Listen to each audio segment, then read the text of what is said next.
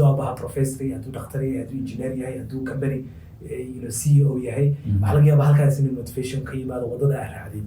laakiin waa runta markaad joogtid anaga context environment ee ku koray runtii way adkeyd inaad heshid qof role model ama wadada aad martay maraha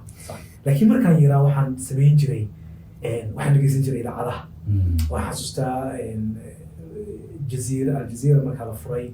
baa dhegeysan jiray TV-yada idaacadaha la socon jiray markaas waxaan ogaan jiray inay jiraan dad lagu yeerayo dad la wareysanayo hebel waa dhakhtar hebel waa professor hebel ma garanaysaa waa analyst waxaas ka hadlaya marka ilmo yaraan oo arki jiray marka dadkaas horumar bay gaareen talay gaareen waxbay barteen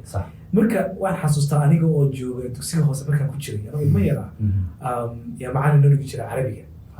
yaa wuxuu igu yiri habeen ciyaar baa orod baa dhacday ciyaartan orodka marathonka marka nin waxaa jiray xayla la dhaho oo ordaya oo Ethiopian ninkaas oo marka orodka ku guuleystay markaasuu noo yimaado wuxuu dhahay may maqlaysaan wuxuu dhahay ninkaas wuxuu faqriga kaga cararay cagihiisa